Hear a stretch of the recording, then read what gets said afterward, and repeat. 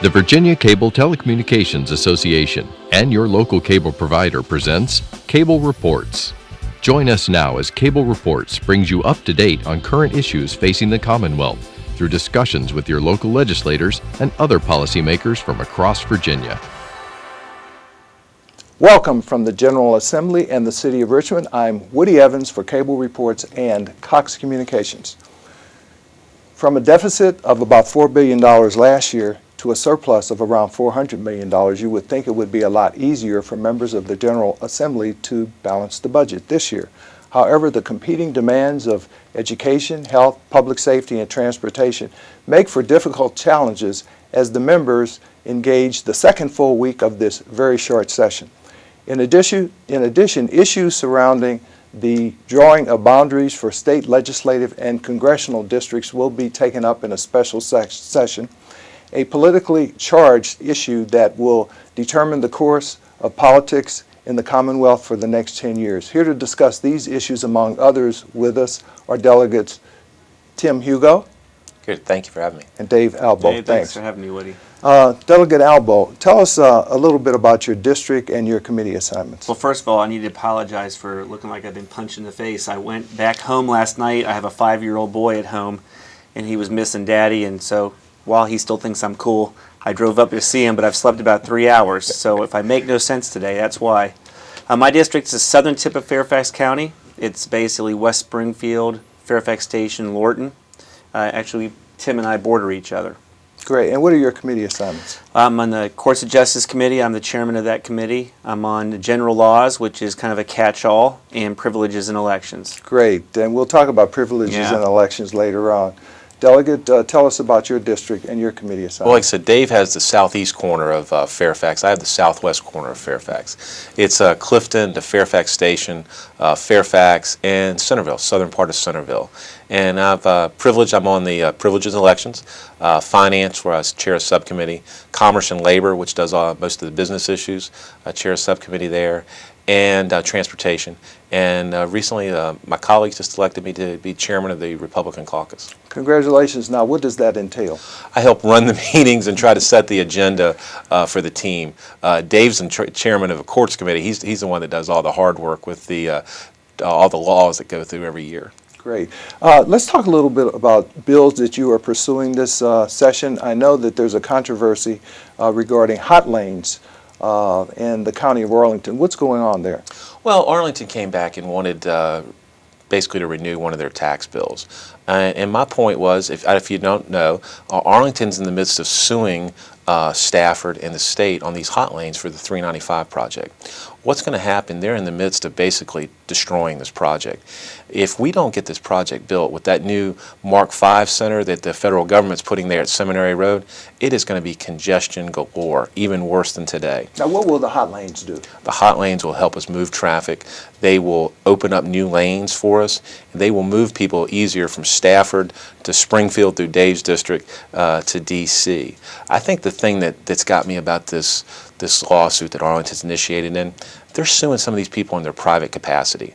Not just Pierce Homer, who's the former Secretary of Transportation, a Democrat. I'm a Republican. I'm defending the Democrat. They're suing him personally. Arlington's kind of ironic. They've probably got more government employees than anybody. They are suing in the private capacity a Federal Highway Administration official. That's just wrong. It's abusive, and I think it's just outright intimidation. So that means those people would be personally liable for Absolutely. Any judgment that a court would render. In fact, the current Secretary of Transportation said, take the lawsuit on to me, and for a long time they refused. They wanted to sue people personally. It's just intimidation. Transportation is always a huge issue in Northern Virginia, and the governor has a proposal to accelerate the use of about $4 billion in bonding authority over the next 3 years in order to alleviate some of the congestion in your area of the state and in Tidewater. What do you think about that proposal? Well, first of all, Tim's the man here. It was his bill 4 years ago that set up these bonds. It was $3 billion worth of bonds, and they were supposed to be sold over the course of time. But we have a really amazing opportunity right now, and we're trying to accelerate the sale of these already authorized bonds. We're not adding new debt. We're just trying to sell them now instead of wait for a couple of years. The reason is that government bond interest rates are 3.2 to 6%. That's almost free money. And the bids are now coming in at 50 to 40% less than they were 3 years ago. If you look at Rolling Road in my district, if we were to wait 10 years to build it, it would cost us $16 million more than it would cost if we built it right now, because the bids are cheap and the interest rates are cheap. So what we're trying to do is we're trying to save the taxpayers. It's just millions. It's probably hundreds of millions of dollars if you added up all the savings, if we can accelerate these bonds. And that's what the governor's trying to do. We're not adding any more debt to the state. We're just trying to accelerate already existing authority. And of course, go ahead. I was going to say, Woody, with the economy the way it is, I talked to the Secretary of Transportation the other day. 2 or 3 years ago, they were getting 1 or 2 bids per project. With the economy now, they're getting 10 and 12 bids, and they said sometimes they think it's going to cost X. Now some of these price of bids are coming in half of what they thought.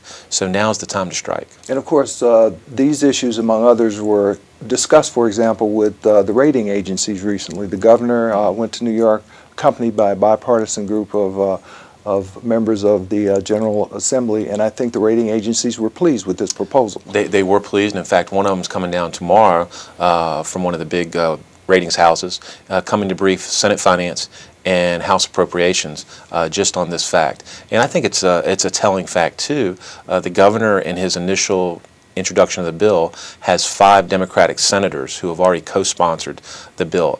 I think that shows that, one, this is a broad bill with broad appeal, and it's a good bill, and I think you'll see it move forward. Delegate, Can I jump in on that? Sure. The reason that this doesn't hurt a AAA bond rating is because your state legislature did the heavy lifting last year. We did something that other states didn't do, and we eliminated billions of dollars off the budget. We just cut and we cut and we cut, and it was brutal and it was gruesome, but we're now at a situation unlike any other state in the country where we actually have a little bit of a surplus because we did the tough calls last year. So when the rating agencies look at our ability to support bonds, we're saying, hey, you guys have a healthy economy, you're running a surplus. Well, that's because we cut spending last year, and so we're really in a really good situation right now. And the Commonwealth has been able to maintain that AAA rating for quite some time. That's correct, because you have people down here who are willing to make tough choices. And I mean, it's tough to say no to people, but you have to say no to people if you want to have a AAA bond rating and you want to be able to build roads. Yeah, that Department of Defense facility that Delegate Hugo mentioned earlier is quite an interesting project. It's, 395 about Seminary Road, and there's little ingress or egress there. It's going to have a huge impact on traffic there. I think that's about the dumbest decision I have seen in my 18 years of being in the House of Delegates, and you go even back to when I was Civic Association president. I don't know what person decided to put a 4,000 person office on 95 without an extra ramp. And that's why we have to get these hot lanes done. Some people say, well, I'd rather have the hot lanes be open and free, and so would I, and so would Tim. That project is going to cost $1.5 billion. So you have 3 choices. You do nothing, you raise taxes, which would be the equivalent of 12.5 cents per gallon in Northern Virginia alone to pay for it, or you have a private company do it, and private companies aren't charities. They need to figure out a way to make money to pay it back. So we think that having the people who use the roads pay for the use of it is the way to go. Now, I know you two are working on a similar issue regarding our institutions of higher learning and maintaining the balance between out-of-state and in-state students. You want to talk about that a little bit? Sure. Dave and I are working, we have a problem in our area. We have a lot of good students, and a lot of them are getting 4.2s, high SATs, and they're getting rejected from UVA, William & Mary. And unfortunately, what's happening, we're literally sending them across the border to pay high out-of-state tuitions. What Dave and I are working on is a bill that simply says, let's have 75% of our slots reserved for Virginia students. What we've done, we looked at it, and we went and looked through the values of all the schools. Kiplinger report came out last week and said our schools in the state of Virginia are the best value, the best deals in the nation for out-of-state students. So what we're saying is let's get more of our Virginia students in to make up the money, because we will lose some money because we charge the out-of-state students more. We can raise, there's price elasticity, we can raise the tuition on the out-of-state students. It's fair, it's right. How many of these kids with a 4.2, is it fair a kid from Fairfax or Stafford or Virginia Beach is being kicked across the border when they have a 4.2? It's wrong. What these colleges are creating, it's the University of New Jersey Charlottesville campus and the University of New York Williamsburg campus. It's got to stop. So this is obviously an important issue to you as well. Yeah, well, it's you know, it's not just the top tier kids, the 4.2s. If it now takes a 4.2 or 4.3 to get into William & Mary and UVA, it then takes a 4.0 to get into Tech and a 3.9 to get into James Madison. Pretty soon, if you have a really good GPA, which I consider a 3.5 to be a good GPA in our good Fairfax County schools, and you can't go into a four-year school. It's a joke.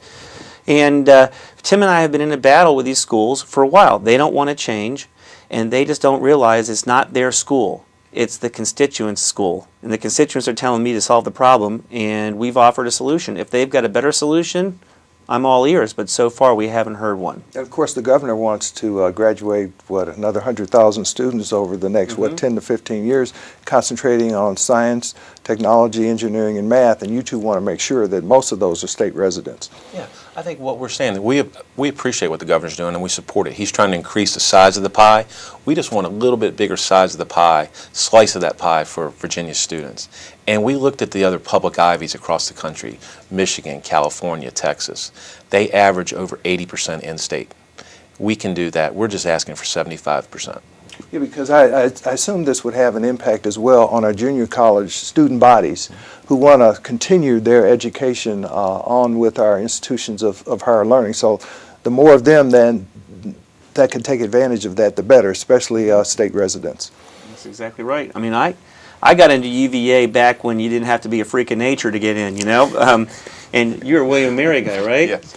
That shows how easy it was back then. But, you know, it's just not right. I mean, these schools, University of Virginia, William & Mary, should be for kids who study hard in school, and every single Virginian who gets a 4.0 should be able to go to those schools. Woody, my take is they'd really like to be private institutions. And look what UVA did with their law school. They took it private basically, and the tuition there went from about $8,000 a year to $50,000 a year. They don't like being a public school, but you know what? Our taxpayers paid for these schools, built these schools. They're state institutions, and they've got to serve the public interest. Now, how important are community colleges, especially in tough economic times? You've got students who obviously can't afford UVA, William & Mary, but more importantly, you've got people who are now unemployed, and they need retraining. I think the community colleges are a vital link, and I think we've got to, and we have been putting more and more money in, we need to. I think they are in many ways a stepping stone, and also too, what we've done in the last few years, if you go to a community college and do well, you have the ability to get into the William & Mary, the Tech, the UVA, JMU. You know, it serves as the gateway. And again, in the tough economic times, it really is a vital stepping stone. And of course, workforce development is part of their curriculum, and that's very important. Well, that's exactly right. My boy's only 5, so I don't know what he's going to be into when he gets older. But you know, what I vision for him as a parent is having a skill, and whether that skill is a 4-year college degree, a graduate degree, or an HVAC, certification. As long as he has a skill and he can make money.